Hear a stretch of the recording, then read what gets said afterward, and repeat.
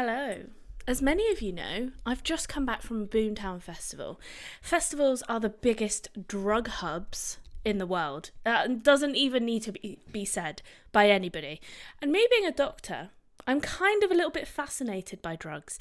Not in like a taking capacity, but as in, I obviously prescribe a lot of drugs. I give a lot of drugs. And I see people on a lot of drugs. And I'm just seeing a change in not only the festival drug scene, but also the people who come into hospital with drug-related problems scene. So I wanted today to talk to you about taking drugs at festivals. I'm not advocating taking drugs, okay? Let me point that out right there. I actually want to talk to you about the different effects and like my experiences with seeing people on drugs, and also my advice, although again, not recommending taking recreational drugs, but people are going to do it. They're going to do it. I can't stop you. So how to take them safely? Because a lot of people go into K-holes. And if you don't know what a K-hole is, I'm going to tell you. But you're also lucky enough to not know what a K-hole is. So that's good news for you. However, I've seen a medically induced K-hole. I've seen a medically induced by doctors. And I've also seen recreational medically induced comas, K-holes, as in induced by the drug, but not induced by doctors or medical staff. Self-induced. Wow, that was a fucking roundabout way, wasn't it? So today I'm just going to cover the scene, the drug taking scene, and it might not all be festival drugs. I was sort of umming and ahhing about making this episode, thinking like, are people going to be like, oh, Dawn's advocating taking drugs, Dawn's taking drugs, Dawn's taking drugs, Dawn takes drugs all the time.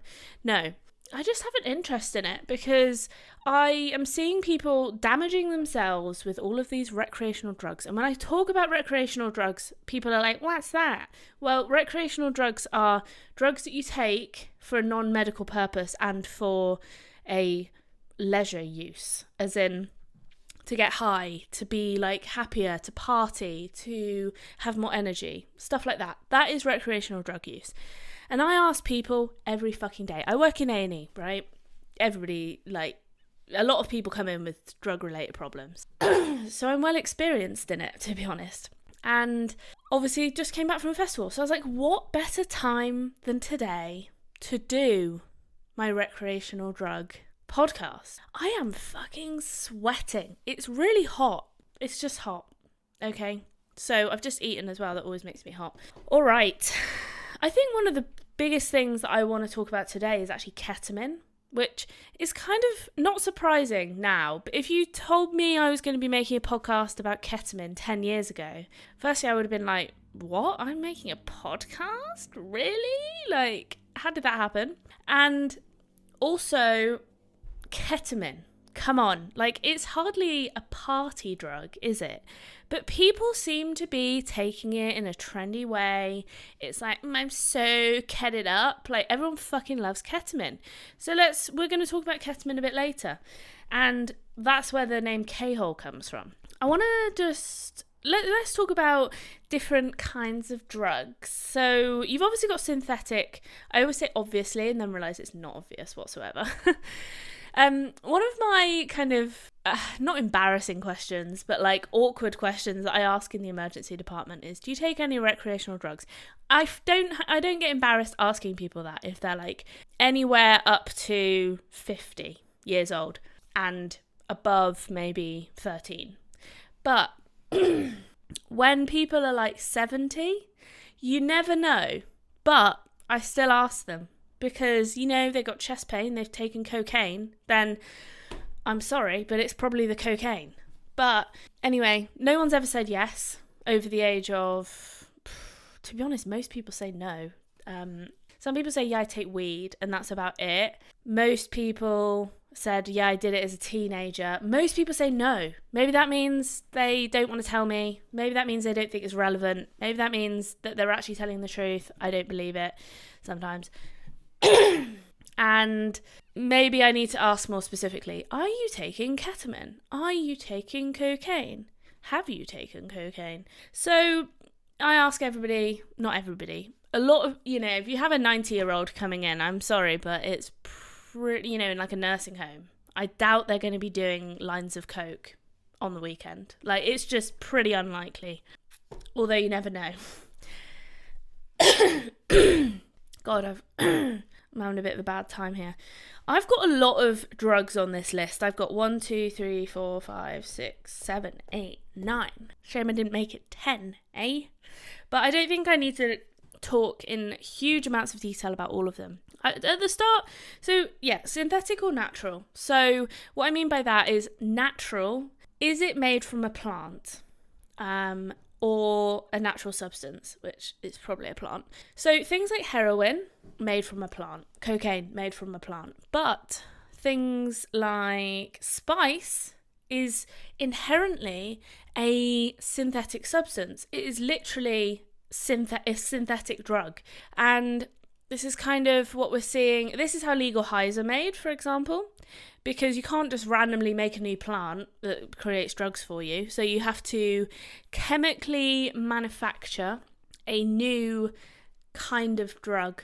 Either you alter a tiny bit of an existing drug, and that can make it quite dangerous because you don't know what effect it's going to have until people start taking it. And the thing with heroin, cocaine, etc., everyone's been taking it for bloody years, centuries, maybe thousands of years.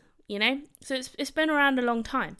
But there are things, particularly when I was younger, things like MCAT came out. I still don't really know what that is, but that was the trendy drug when I was younger. You also got things like speed, which is methamphetamine, and pills, ecstasy, MDMA. I think they're also synthetic. They're not made from a plant. I don't even know what MDMA stands for. That is the drug name, though. It's like methyl diminox. I don't know. I can't remember. It's unimportant. MDMA, whatever. So you can kind of put these drugs into like categories: stimulants, depressants, relaxants, sedatives, hallucinogenics, mood enhancers, or euphorics. And you can then obviously split them up into recreational or prescribed. So today I'm just talking about recreational. Yes, you can take opioids, as in heroin, morphine, opioids, recreationally or prescribed, and a lot of people do take, that's why opioid related medications are controlled in the UK, i.e. you have to have the prescription is like super thorough, and you have to write it in words and numbers. It's like really, it's quite hard to get because there's a black market for it, right? So people go and they get it and then they sell it, and it's quite a bit of money. So that is the reason. You can get them over the counter, but not in very high doses. So you do have to get it prescribed. There is a big problem in the USA at the moment. One of the, probably the biggest problems in the US, that apart from gun crime, gang crime, the biggest problem at the moment, one of the biggest problems at the moment is the prescribed opioid epidemic. And people are addicted to them because opioids are addictive. Your body, they're not just like, oh yeah, I fancy a bit of like morphine today. It's like your body needs it. You get withdrawal symptoms if you don't have it, and you have to keep taking more and more and more of it to get the same effect. Wouldn't it be great if you could just take a tiny bit every, and it would have the same effect? Unfortunately, it's not the case. You build up a tolerance, much like alcohol. So I guess the first one I'll talk about, probably the most well-known, but also weirdly the most hard, people think it's the hardest drug, heroin. Because I guess you have to inject it. You can also smoke it. There's a stigma around it, You have to remember that I don't think there's that much difference between, this is my own opinion, right, with a kind of medical, twist on it. But I don't think there's that much of a difference between taking heroin, as in morphine or opioids, and taking ketamine, They are both very strong drugs, yet people don't bat an eyelid about taking ketamine. I think it's kind of normalised and, people just talk about it so often, but they're both addictive. They're both sedating is the word I was looking for. They both have extremely negative side effects. The one difference, I would say, is that it is very, very, not impossible, very hard to die when taking ketamine, because when you take opioids, I'm just going to call them opioids. When I talk about opioids, I mean morphine, heroin, oxycodone, codeine. They're all the same thing. So I'm just going to say opioids. That comes from the opium, I don't know, the poppy, basically. So that is technically a natural drug, milk of the poppy is what they called it in Game of Thrones. So, people used to have that back then. They would use it as a painkiller, and things have come a long way, but also not that far. So I can't even remember what I was saying now. I think, the main difference is that when you take opioids, your respiratory rate goes down so much that you can just die, right? With ketamine, although not impossible, it's much less likely to kill you by basically suffocating you. You maintain your airway, as in you don't stop breathing, or your airway closes over because you're so relaxed. And we use it in the medical field as a way to sedate people, but without having to give them an alternative airway that we have to keep open for them with a tube or something of the sort. So I've seen children on ketamine that we've given them, and to be honest, weirdly, they look like they're having a great time. And I think that's the thing, is it looks like a great time. But I think that is because they are given a set amount. They're given the right amount for their weight. It's also IV. It comes on, goes very quickly. The other thing is, we're giving them pure ketamine. They're getting relatively 100% ketamine. It's not like, maybe it's got some speed in it as well.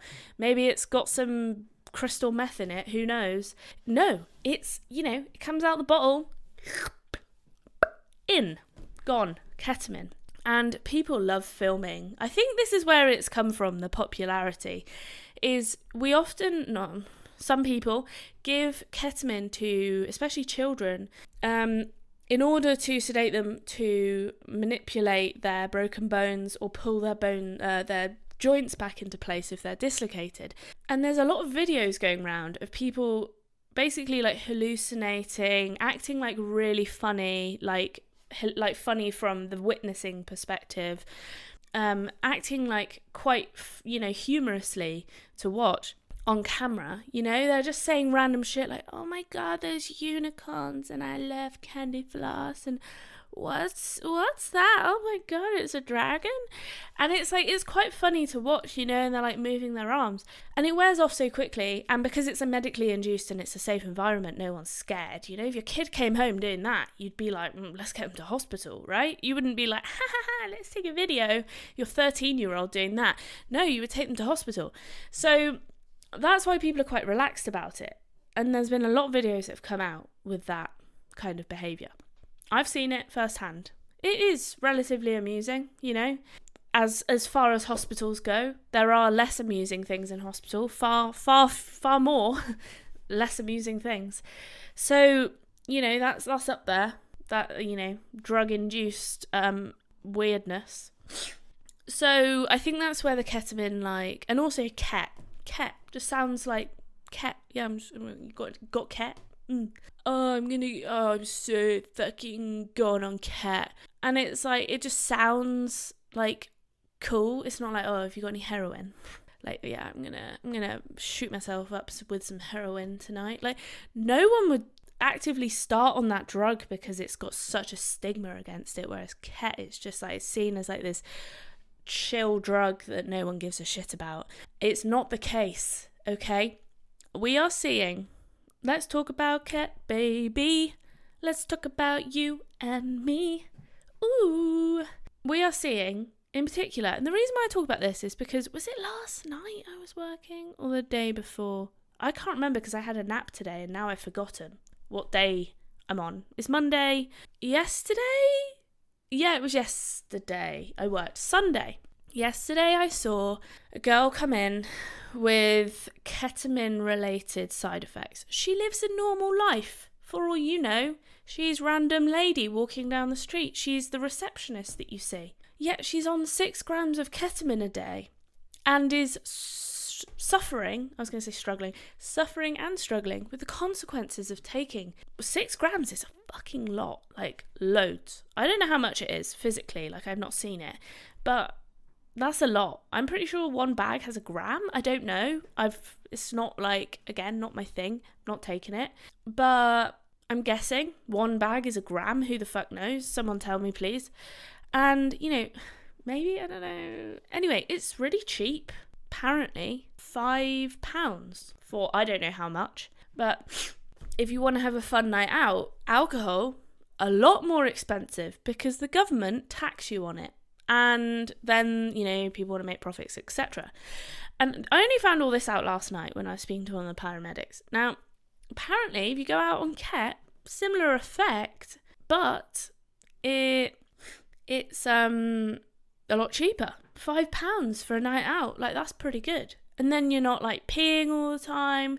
Now, don't get me wrong, alcohol is not a benign drug whatsoever. People think it is. It's not. But I don't often see young people, it's more rare, I would say, to see young people, my age, let's say, coming into hospital because of side effects related to alcohol use. And most people don't drink alcohol every day. Probably because it's socially unacceptable. Probably because they see it as, well, I can't be an alcoholic. And probably because it's less addictive than ketamine. Also, people maybe see the side effects of alcohol, and ketamine is a relatively new recreational drug, I would say, in like the mainstream recreational drug world. So maybe people are not, people see other drugs, like in particular crack or heroin, as quite like dangerous and scary and like only for the hardcore drug addicts that are like homeless and on the streets. Not me, no, I'm working and blah, blah, blah. People, I think it's just the way people see drugs, and they don't see that, like, actually it's very dangerous. Now, the problem with Ket is a lot of people, and we don't exactly know the cause, but it's a very common theme. Oh, by the way, Burrito's here saying hello. Hello. He's getting a little squeeze. If you don't know who Burrito is, then you are missing out. Burrito is my podcasting friend. He comes from a game and he looks really cute and he is really squishy and you throw him at people. It's from a game called Throw Burrito. Go check it out. Anyway, people are coming in with, number 1, abdominal pain. Now, I think the thought is that it's the withdrawal symptoms. It's not when you're actively on ketamine. I think because it's a sedative, relaxant, then when your body's off it, I don't know, this is my hypothesis, your body just starts contracting and there's lots of muscles in your bowels and it just starts squeezing and it hurts a lot. So there's not really much you can do for it either. I don't think we necessarily have much to give for it. And it's just like, well, maybe you should not be taking ketamine. Just stop taking ketamine and then it'll go away.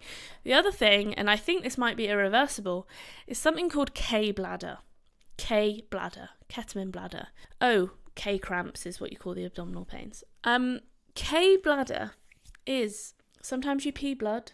Basically, your bladder shrinks. Again, don't know why. It shrinks and you basically can't hold any urine in your bladder.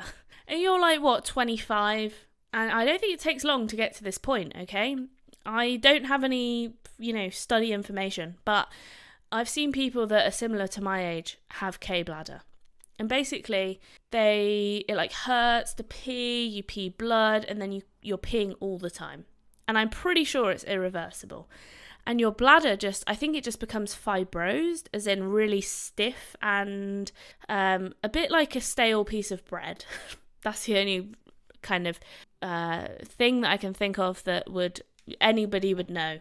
It shrinks and it like gets really firm and it can't like stretch. Anyway, the long-term effects of this are not yet seen because people haven't been doing it long enough. And that's kind of the problem with taking a new recreational drug. I know it's not new, but newly trendy. Newly people are taking it a lot. That's the problem with taking a newly recreational drug, is because you are basically the guinea pig. Okay, so I have got lots of other things written down. I don't think we need to go into the full chat about, just maybe say if you want me to chat about the other ones. I have written down crack cocaine, MCAT, spice, speed, benzodiazepines. Again, a commonly prescribed, not common, but a prescribed drug that people take for recreational use. It's a sedative. Ketamine, weed. Everybody knows weed, don't they? Pills, ecstasy. Now, let's talk about, it's going to be a short boy today, half an hour I reckon. Let's talk about taking drugs safely. Because, come on, everyone's going to experiment. But how do you take them safely? Now, I've seen, heard of, and known about people who have died because of taking recreational drugs. I've also seen lots of negative side effects, particular seizures, which is having a fit, basically. Not epileptic, they're normally, they don't have epilepsy or anything, but things in their body, which I'm not going to bother going into, but electrolyte related abnormalities cause them to have seizures. It fucks your brain up, basically, and that causes long-term damage. So anyway, let's talk about taking drugs safely so you don't have a seizure. I would say most people have negative drug side effects because of either, one, taking too much at once, or taking it in not the right environment, or taking drugs that you don't know what's in it. And that's a common issue. Unless you're in hospital or getting these drugs, online, or I don't know, not online. Not online. You don't know what you're getting still, I would say. Unless you're getting it from a reputable healthcare source, you don't know what you're getting. Is it ketamine? Who knows? Is it meth? I don't know. Is it cocaine? They're all white. Who the fuck knows? Not me. Some people say they know what ketamine looks like. Apparently it's got it's crystals and it's got like a shiny appearance, like pearly. I don't know. That's just what I've heard. But I would say, right, let's get started. If you're going to take drugs at a festival, I don't know who these people are that are taking them on nights out. Like, please, why? Why are people going out on nights out and taking drugs? Like, I get it, it's cheaper, but come on, is your life really that sad? Like, I do get it at festivals, they're extremely overstimulating. Everybody is on drugs. Like, it's a bit more, they are basically for taking drugs. Like, that's kind of the vibe of some festivals. It's like, how many drugs can I take? Some are not like that, but a lot of them are. I would say try and be with people you know. Safe. Be safe. Ugh, that's such a fucking tragic thing to say. Be safe, guys. No fucking shit, Dawn. Shut up. But as in, do you know the people that you're with? If not, then where are the people that you're with? If you're not with anyone, like I was at a festival on my own, then I wouldn't go getting yourself smashed up on drugs around, firstly, people that you don't know, with people that don't care about you. And that's the truth of it. They don't give a shit about your existence. Like, they might seek, medical help if they're nice people, hopefully anyway. But if you wander off into the abyss and get, attacked behind a bush, they're not going to be like, oh, it's Dawn, we need to go and look for her, we need to make sure she's okay, we better text her, ring her, check she's all right. No, they're just another rando. That's kind of what I felt like. I was like, oh, I don't want to get too drunk because, I don't want to be, not remembering things. Also, I cannot handle anymore, being as old as I am, 28, I cannot handle not remembering my nights. I just can't. I can't do it anymore. So be in a good frame of mind. You don't want to be taking stimulants, as in cocaine, for example, when you are in a bad mood, because it's just going to enhance that mood. You're just going to feel more pissed off, more angry. And yeah, just be with people that you know or that you feel safe around. And because if shit hits the fan, which sometimes it does, you start hallucinating or you go into a K-hole. K-hole, right, let's get there. Ketamine K-hole, it's basically when you overdose on ketamine is essentially what it is, you're overdosing, and you become so sedated that you literally can't function. It's a horrible place to be, apparently. Again, I've witnessed it. I saw a lot of people in what I would determine to be a K-hole. They're generally like fine physically, from my experience, but they're not having a good time. They literally feel like shit. I feel like they remember it too, but they, I don't know, people just overdose. They don't know what they're doing, right? Or they don't know what they're taking. So I think if you're with friends or, people that you trust, then you know that if you do go into a K-hole, they're not just going to like leave you on the floor, right? And be like, woo, let's go. Let's have a great time without rando on the floor who's holding us back. It sounds like I have quite a generally negative perception of random people at festivals, but I'm sorry, but if you're taking drugs, you're probably taking drugs with them. And if you don't know them, they're not going to hang around for you, from my experience. And also, if they're on drugs, are they really in a fit state to be looking after you? Like, I really don't think so.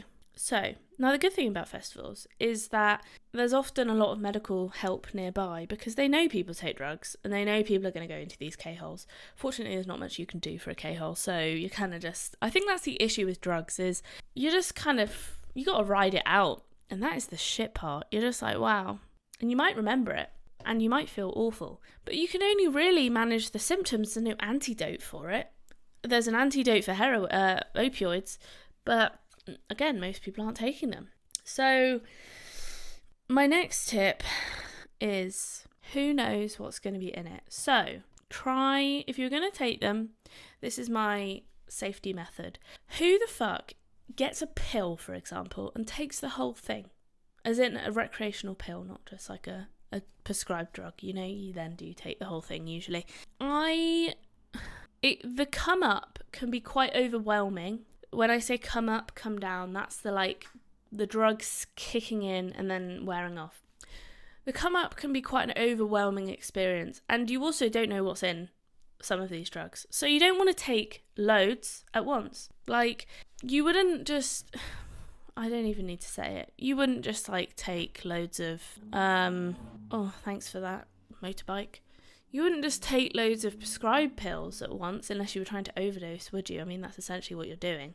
So take it with caution. If you're going to do a bit of Ket, for example, okay, I use the thing about Ket because everybody's fucking on it. Take a tiny bit, right? You can always have more. You can, but you can't take it away. If you take a whole line of Ket that's as big as this bloody pen, don't do that, please. That's a lot of Ket. But if you take that much, you can't take it out your system. That's fucking it. It's in. Gone. Gonzos. Right? But if you just take a tiny bit and you go, oh, that didn't really affect me that much, or, whoa, that affected me quite a lot, then you know, okay, that much, that's how strong it is, that's how much it affected me. And you can gauge from there, right, I could probably have double that next time, or just have that again. It's the people that just go, yeah, let's fucking go, and just take, a whole line or two in one go, or 2 pills at once, and you're like, what were you expecting? Of course you're in a K-hole. Of course you're off your head, seizing in a corner. Just stop. Pills you don't need to take all of them at once. Literally, they can be broken physically. You can snap them up into quarters, I would say. I know I sound like a pussy, but this is honestly you can always take an extra quarter, can't you? If you've taken half of it or a whole one, that's it. Goodbye. Your body might throw it up, to be fair, but that's it. It's gone. There we go. Let's also talk about how to take drugs. No, but the way that you take them is it's going to differ on how much it's going to affect you. If you crush up a quarter of a pill and snort it, it's going to hit you straight away. Or rub it in your gums, right? It's going to go straight into your blood system. You're going to feel it straight away. You're going to know the effect. If you swallow a quarter of a pill, it's going to have a completely different effect. And people think, well, it's the same drug. Why does it matter? Because it's just a different method of taking it. If I give somebody IV morphine and I give somebody oral morphine, the doses are completely different. Completely. You can't give somebody 10 milligrams of IV morphine unless they're used to it, you'll probably knock them out, right? You start with 1-2 milligrams. Oral morphine, you can give people 10 quite easily, unless they're like really tiny. But 10-20 milligrams in one dose, like it's a lot more. It's like 10 times more. But it's I don't know. I think what happens is the drug goes into your, obviously it absorbs more slowly, so it doesn't hit you all at once. It also lasts longer if you take it orally, but it comes on more slowly, goes away more slowly. But also, because the bloodstream from your stomach goes straight through your liver, so it absorbs all the nutrients and then goes straight to your liver, you've got something called a first pass metabolism. So your liver will metabolize some of the drug, who knows how much, before it lets it go back into your blood system. And that is why when you take it orally, not only does it come on slower, but you might not get as much of an effect. That's why a lot of people snort things, despite it being pretty disgusting, to be quite honest. But there we go. And also, you know, with snorting it, you can be like, oh, okay, I'll take a tiny bit. What was that like? The immediate effect, right? Okay, that's how I felt with that much. And then you know, it's not like, oh, I'm not really sure because I had a quarter of a pill half an hour ago. Has it kicked in yet? I'm not really sure. Like, should I wait another half an hour? I don't know. And then you take a bit more and then you're like, okay, no, too much. And now it's all hitting me and I'm not having a good time. Oh, my fucking camera battery just died. I swear, I've had like a run of having no camera battery deaths for ages. And the way I've been doing it is just putting a new battery in. And every time I start podcasting, it usually lasts the whole time. I don't know what was going on with that fella, but he was clearly lying to me because he said he was full and then he just died on me. What a little fucker. Anyway, the two last things are, like I said, you take a quarter of a pill, you wait half an hour. I would even say wait 60 minutes, an hour. That's probably usually, I don't know, depending on what drugs you've taken, but usually the peak, when you're going to start feeling it. If you felt nothing after an hour, then, you know, I'm not sure what's going on. Maybe it wasn't enough. Maybe there was nothing in it. That could be a possibility. Because, again, you have no idea what you're taking. Like, it literally could be just fucking sugar. And you got a little bit of a high blood sugar and that was it. It went up and then it went back down. I am so sweaty. The difficulty is, it's August, it's hot in here. I can't open the window because the traffic outside is just too problematic for me. The last thing is how to get to sleep after. Now, if you've taken a sedative, easy peasy, lemon squeezy. But a lot of people take pills or MDMA. Some people then take Ket after to make them go to sleep. Now, I don't know how advisable that is, but I know a lot of people that take weed is often quite helpful. And I would say relatively safer. I don't want to be held to account for that one. That's just what I've seen, personally. Now, again, I don't want this information to be misconstrued as me saying, go take drugs, guys, go take weed after. Like, I know they're all illegal. I'm not telling you to do it. I'm just telling you, if you're going to do it, this is probably the safest way to do it. And not medical advice, because that's not in my remit, but from what I've personally seen. Now, I guess the last thing to say is, when should you seek medical help? I mean, some of them are kind of obvious, right? You have a seizure, go to the fucking hospital. If you're unconscious, that's kind of difficult to say, right? Some people, you know, if someone's drunk and unconscious, if they're still breathing, it's probably okay. I don't want to be held to account for that, by the way, because, you know, I don't know. It's very situational. But I think if you're worried, then go seek medical help. But those ones are kind of obvious. You're having a seizure. You've got chest pain. Go see a fucking doctor, right? You are having a seizure. Did I just say that one? Yeah. Hallucinating, probably not a medical emergency. Unless they're like going to try and either hurt somebody or kill themselves or hurt themselves, right? Because there's not a huge amount you can do for it. But if there's somebody's in danger or going to endanger somebody else, then they might need to go and be sedated, or, they're having like a psychotic episode or something like that. That probably needs to be sorted out. If they're like, oh, I'm going to go jump off a bridge or something. If somebody's on drugs, I honestly would not take that lightly, because people, even if their mental health is fine when they are sober, when people are on drugs, their inhibitions are gone. If they think they're going to go jump off a bridge, I wouldn't chance it. Either keep an eye on them, or if that's not possible, or they're trying to, properly hurt themselves, then hospital is the way forwards. What else? I think K-hole, probably don't need. As in, you're just a bit like rolling all over the floor, like probably don't need to go. I think I've said the main ones. I'm gonna let you take your own judgment on that one.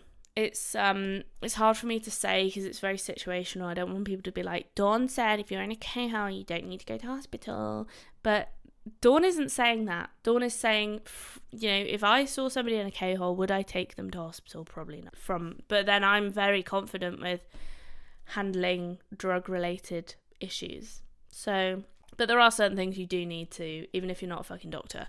Seizure, chest pain, or I'm going to go and kill myself, somebody else, I'm going to hurt myself, or somebody else. They need to, be sorted out. I'm trying to think, what else? I don't think urinary retention is often a side effect of ketamine. But if you can't pee and you've got tummy pain, then that's probably a reason to go to hospital. I don't know if that's an issue. Let's have a look. No, so you often get the opposite. You just get incontinence. It says it's a potential side effect, but I think it's generally you get incontinence. Yeah, there we go. I think that's going to be it for today. I'm pretty tired, to be honest. I haven't taken any ketamine, but I'm pretty tired. Again, I just want to reiterate, don't take drugs, kids. But that's, if you really feel inclined to go and do some ketamine, there's nothing I can do to stop you physically. I don't know who you are. So that's my ketamine advice. I feel like it was a good idea to do this, I might regret that. People are going to be like, Dawn, I can't believe you did an episode on ketamine, you crazy bitch. But look, loads of people are on ketamine. It's a problem that needs to be sorted out. And hopefully I've helped one of you today, or at least enlightened you to drugs, which are literally, I have a fucking degree in. I have a degree in drugs. Medicine. That is a drug. They're all drugs. So, there we go. Sweaty Dawn needs to go and shower, and also needs to go and sleep, I guess, at some point. No, I had a nap. You don't need to go and sleep. Anyway, I'm rambling.